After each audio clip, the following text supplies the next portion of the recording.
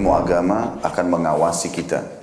Sebelum makan, sebelum minum, sebelum berteman, sebelum mencari pendapatan, maka ilmu agama akan berbicara dengan kita. Ini boleh atau ini tidak boleh.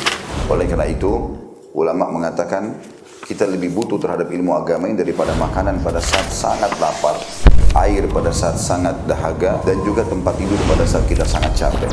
Ghazwa TV, media dakwah masa kini.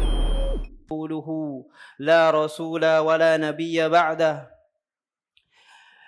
فقد قال الله تعالى في كتابه العزيز يا أيها الذين آمنوا اتقوا الله حق تقاته ولا تموتن إلا وأنتم مسلمون وقال يا أيها الناس اتقوا ربكم الذي خلقكم من نفس واحدة وخلق منها زوجها وبث منهما رجالا كثيرا ونساء واتقوا الله الذي تساءلون به والأرحام إن الله كان عليكم رقيبا وقال يا أيها الذين آمنوا اتقوا الله وقولوا قولا سديدا يصلح لكم أعمالكم ويغفر لكم ذنوبكم ومن يطع الله ورسوله فقد فاز فوزا عظيما أما بعد فإن أصدق الحديث كتاب الله وخير الهدي هدي محمد صلى الله عليه وسلم وشر الأمور محدثاتها وكل محدثة بدعة وكل بدعة ضلالة وكل ضلالة في النار. Ma'asyiral muslimin rahimani wa rahimakumullah. Allah Subhanahu wa taala berfirman di dalam Al-Qur'anul Azim, beliau menyebutkan mathalul ladzina hummilut taurah thumma lam yahmiluha kamathal himari yahmilu asfara.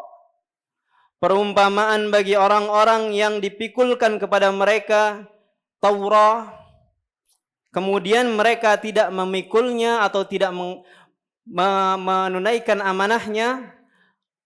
Perumpamaan mereka seperti keledai yang membawa kitab-kitab yang tebal.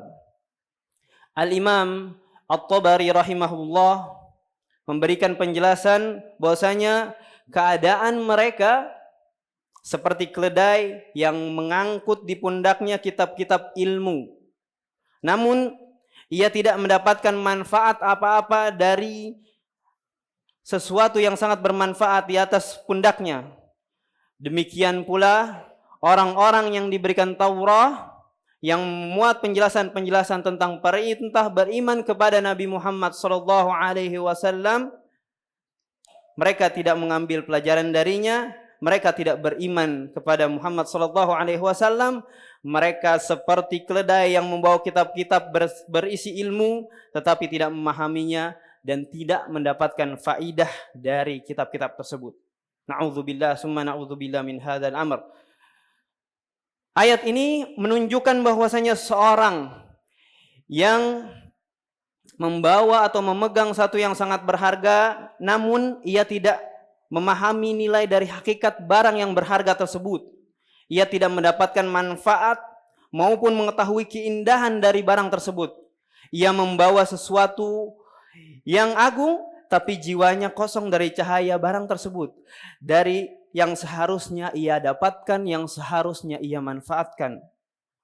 Hadirin jamaah sidang Jumat rahimani wa rahimakumullah. Fenomena ini mungkin sering kita dapati baik di diri kita maupun di kaum muslimin yang lain. Ada yang membawa sesuatu yang sangat berharga, yang sangat bernilai, tetapi karena salah memahami hakikat barang tersebut atau benda tersebut atau perkara tersebut, ia justru terhalang dari keindahan, manfaat yang besar yang berada di hadapannya. Bayangkan ketika seseorang memasuki satu taman yang begitu indah. Pepohonan dan bunga-bunganya membuat suasana hati menjadi indah. Dia hanya mampir di sana sekedar berfoto, menunjukkan eksistensinya di taman itu, setelah itu pulang tanpa mengambil manfaat yang lain.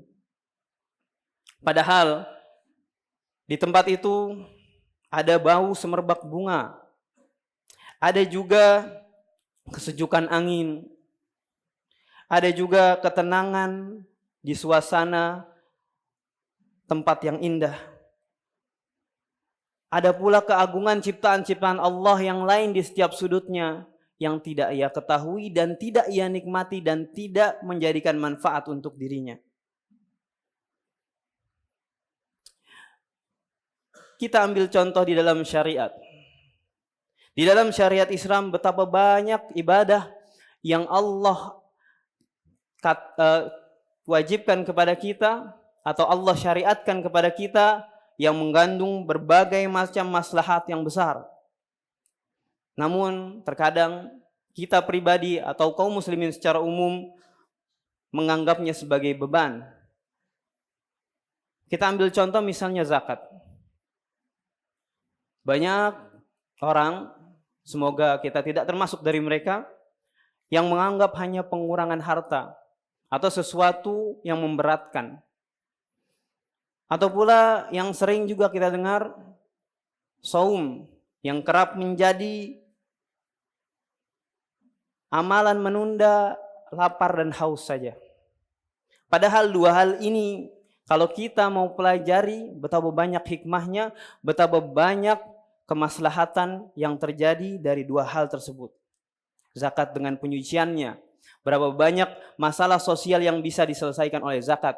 Saum dengan penyucian, penguatan iman, betapa banyak hal-hal yang bisa terhindar, yang kita bisa hindari dari kemaksiatan-kemaksiatan yang akan menimbulkan kemudaratan.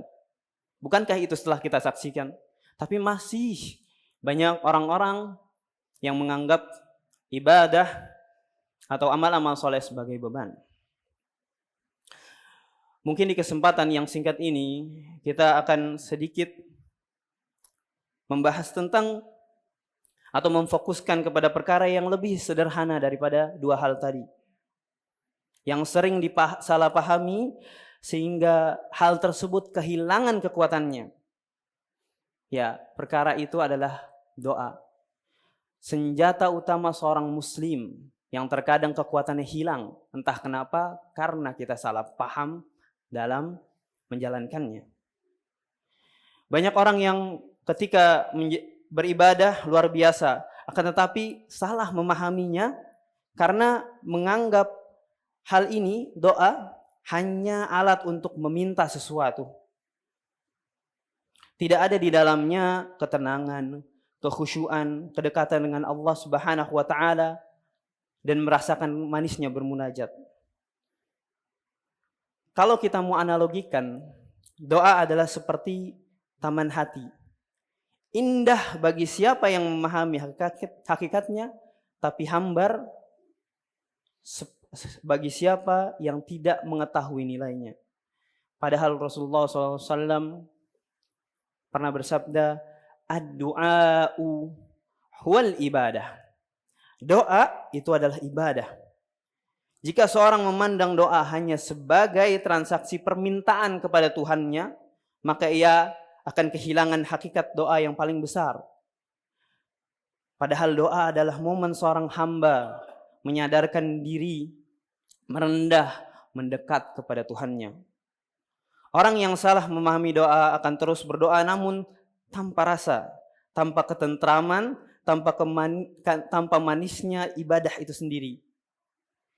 Karena ia tidak tahu bahwa doa bukan sekedar permintaan, tapi juga penghambaan. Dari berbagai macam kesalahpahaman kita terhadap ibadah yang agung ini, mungkin ada beberapa hal yang bisa jadi introspeksi kita. Yang pertama, yaitu doa bukan sekedar transaksi, tapi ibadah yang agung. Sebagaimana yang sudah kita sebutkan bahwasanya sebagian orang menganggap doa hanyalah permintaan semata seperti transaksi antara seorang hamba dengan Tuhannya. Na'udzubillah. Seolah-olah ia berkata, aku meminta, lalu Allah memberi. Hanya sekedar itu. Padahal di doa dalam Islam mempunyai kedudukan yang sangat tinggi, lebih mulia daripada sekedar hubungan permintaan dan pengabulan. Doa adalah intisari dari ibadah karena ia mengandung unsur tunduk berharap yang sudah kita sebutkan sebelumnya, karena Rasulullah SAW mengatakan laisa syai'un akramu minad du'a alallahi minad du'a. Tidak ada sesuatu yang lebih mulia di sisi Allah daripada doa. Setidaknya di dalam hadis ini ada dua faidah. Faidah yang pertama adalah ibadah yang paling Allah cintai adalah doa itu sendiri. Sehingga setiap kali seorang berdoa, ia sedang mendekatkan dirinya dengan yang maha mulia. Lalu yang kedua, kemuliaan doa tidak bergantung pada hasilnya.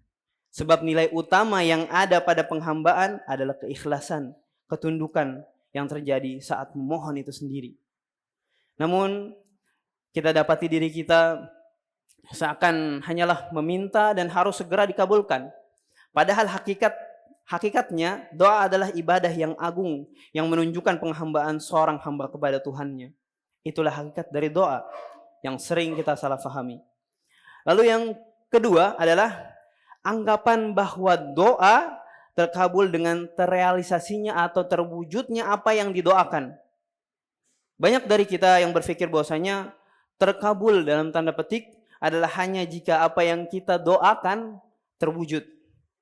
Padahal pemahaman seperti ini pemahaman yang salah.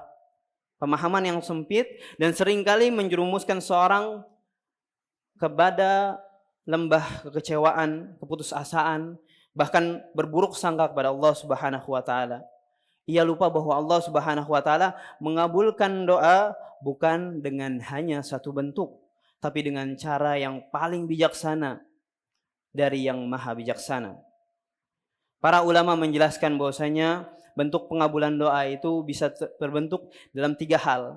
Yang pertama adalah Allah Subhanahu wa taala memberi persis seperti apa yang kita minta. Dan ini yang sering disalahpahami bahwasanya doa adalah terkabul dengan cara yang ini. Padahal ini hanya satu cara yang Allah pilih dari 3 cara yang ada. Lalu cara yang kedua adalah Allah menolak keburukan yang seharusnya menimpa sang hamba sebagai ganti dari doanya. Mungkin saja kita sering berdoa dan berapa kali kita terhindar dari musibah yang pernah ada. Musibah ini tidak hanya musibah yang ada di dunia, tapi juga musibah untuk akhirat kita. Mungkin kita sering merasakan, wah, di jalan terhindar dari kecelakaan dan sebagainya. Padahal di depan kita kena kecelakaan. Tapi bukan hanya itu hadirin. Terkadang musibah ada di akhirat kita. Di HP kita muncul pesan-pesan yang aneh. Lalu Allah kasih ilham, Allah kasih hidayah untuk menghindari hal-hal tersebut. Mungkin itu buah dari doa kita. Lalu yang terakhir adalah Allah menundanya sebagai tabungan di akhirat. Dan bentuk ini adalah bentuk yang terbaik, hadirin sekalian, jamaah rahimani wa rahimakumullah. Sebagaimana sabda Rasulullah sallallahu alaihi wasallam, "Ma min muslimin yad'u laisa bi ithmin wala qati'atir rahimin illa a'tahu ihda thalath, imma an yu'ajjila lahu da'watahu wa imma an yaddakhiraha lahu fil akhirah wa imma an yadfa'a anhu minas su'i mithlaha." Qalu idzan nukthir, qala Allahu akthar. Tidaklah seorang muslim berdoa kepada Allah Subhanahu wa taala selama bukan untuk dosa dan bukan untuk memutus silaturahim, melainkan Allah akan memberinya satu dari 3 hal. Yang pertama, Allah mempercepat terkabulnya doa baginya, atau Allah menyimpannya sebagai pahala di akhirat, atau Allah menolak darinya keburukan yang sebanding dengan doa. Dan para sahabat berkata, kalau begitu ya Rasulullah, kami akan memperbanyak doa. Lalu Rasulullah SAW menjawab, Allah lebih banyak karunia-Nya dibanding doa kita. Sadarilah hadirin sekalian rahimani wa rahimakumullah. Sebanyak apapun kita meminta, yang Allah miliki lebih banyak daripada itu. Bahkan seandainya seluruh penduduk bumi dan langit meminta, Allah tidak terasa berat sedikit pun. Jadi perbanyaklah berdoa hadirin sekalian, agar Allah Subhanahu wa taala mengabulkan doa kita dengan 3 kemungkinan ini.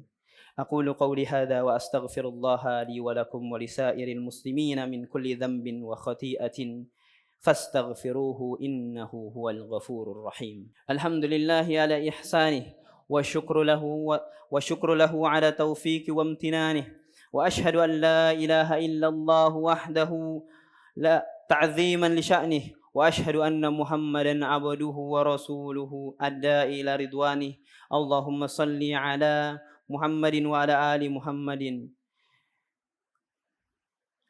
Lalu yang berikutnya adalah ketika kita salah paham terhadap doa kita adalah ketika kita berburuk sangka kepada Allah Subhanahu wa taala. Nauzubillah. Banyak orang yang mengangkat kedua tangannya sudah bisa berdoa, akan tetapi lisan dan hatinya tidak sinkron. Lisannya mengatakan, ya Allah berikanlah aku ini dan itu. Tapi di hatinya, apakah Allah akan menerima doaku? Ataukah Allah tidak akan menerima? Sudah berkali-kali aku berdoa, tapi Allah belum pernah mengabulkannya. Tidak ada hasil. Sadarilah hadirin rahimani wa rahimakumullah. Ini adalah bentuk suudzon kita kepada Allah Subhanahu wa taala. Yang perlu kita jaga adalah keadaan kita berdoa, bukan pengabulанnya. Dan Allah juga di dalam hadis kursinya berfirman, "Ana inda dhanni 'abdi bi." Aku sesuai dengan perasaan atau prasangka hambaku kepadaku. Jika kita berprasangka baik kepada Allah Subhanahu wa taala, malah itulah yang akan Allah berikan kepada kita. Namun jika sebaliknya, na'udzubillah, summa na'udzubillah, ditakutkan Allah Subhanahu wa taala menutup pintu-pintu pengabulannya dari kita. Terkadang kita juga hadirin ingin hasil yang instan, cepat, sesuai dengan keinginan. Lalu kita juga mengatakan, saya sudah berkali-kali berdoa tapi tidak pernah dikabulkan. Dan saat itu dia mulai berhenti berdoa. Padahal Rasulullah SAW memperingatkan, yustajabu li ahadikum ma lam ya'jal, yaqulu da'autu falam yastajib li. Doa salah seorang dari kita akan dikabulkan selama ia tidak tergesa-gesa. Seakan-akan ia berkata, aku telah berdoa tetapi belum dikabulkan. Hadirin sekalian rahimani wa rahimakumullah, ini adalah bentuk suudzon kita kepada Allah Subhanahu wa taala. Karena orang yang tergesa-gesa secara tidak langsung merasa bahwa Allah itu lambat, Allah itu kurang peduli, Allah itu tidak mendengar permohonannya. Padahal hadirin, kalau kita mau merenungi sifat-sifat Allah Subhanahu wa taala yang maha sempurna, tidak mungkin kita mendapatkan konklusi atau hasil akhir seperti itu. Padahal Allah Subhanahu wa taala lebih tahu kapan Allah mengabulkan doa kita. Cukuplah nasihat-nasihat dari para salafus saleh untuk senantiasa menjadi pengingat kita dalam masalah doa ini. Sufyan bin Uyainah berkata, jangan sampai seorang meninggalkan doanya hanya karena ia tahu kekurangan dirinya. Sesungguhnya Allah telah mengabulkan doa makhluk yang paling buruk di dunia ini, yaitu iblis la'natullahu alaih. Bahkan di firman-Nya beliau menyebutkan, qala rabbi fa'anzirni ila yaumi yub'atsun, qala fa innaka minal munzarin. Ya Allah, tolong berikanlah aku kelapangan sampai hari akhir, artinya lapangkanlah umurku sampai hari akhir, sampai hari kiamat. Maka Allah mengabulkan doanya. Bayangkan hadirin sekalian, kita tidak lebih buruk dibandingkan makhluk ini, tapi Allah masih memberikannya. Jadi teruslah berdoa tengah hajat-hajat kita. Juga perkataan Umar radhiyallahu anhu, beliau mengatakan, ana la ahmilu hammal ijabah wa inna ma ahmilu hamma du'a fa idza ulhimtu du'a fa innal ijabata ma'ahu. Aku, kata Umar, tidak mengkhawatirkan terkabulnya doa, tapi yang lebih aku khawatirkan adalah kemampuan untuk berdoa itu sendiri. Jika aku telah diberi ilham oleh Allah Subhanahu wa taala untuk berdoa, maka sesungguhnya terkabulnya doa itu akan menyertainya. Hadirin rahimani wa rahimakumullah, berdoalah, yakinlah kepada Allah Subhanahu wa taala bahwasanya Allah khairul hakimin, sebaik-baik pemutus perkara. Dia lebih mengetahui tentang diri kita dibandingkan diri kita sendiri. Yang Allah pilihkan pasti yang terbaik. Jadi doa kita tidak ada yang tidak terkabul selama syarat-syaratnya terpenuhi. Tapi Allah Subhanahu wa taala yang lebih tahu tentang kebutuhan kita. Apakah kita membutuhkan terhindar dari musibah dunia dan akhirat, ataukah kita membutuhkan dipercepatnya terkabul doa, ataukah Allah ingin menyimpan doa kita di langit, dan itu yang terbaik. Allahumma salli ala Muhammadin wa ala ali Muhammadin kama sallaita ala Ibrahim wa ala ali Ibrahim innaka Hamidum Majid. Allahumma barik ala Muhammadin wa ala ali Muhammadin kama barakta ala Ibrahim wa ala ali Ibrahim innaka Hamidum Majid. Allahumma ighfir lil mu'minina wal mu'minat wal muslimina wal muslimat al ahya'i minhum wal amwat innaka sami'un qaribun mujibud da'awat wa ya qadiyal hajat. Allahumma ati nufusana taqwaha wa zakkiha anta khayra man zakkaha anta waliyuha wa maulaha. Allahumma inna na'udzu bika min ilmin la yanfa' wa min qalbin la yakhsha wa min nafsin la tashba' wa min du'ain la yusma'. Allahumma ya muqallibal qulub tsabbit qulubana ala dinika. Rabbana atina fid dunya hasanah wa fil akhirati hasanah wa qina adzaban nar wa qina adzaban nar wa qina adzaban nar.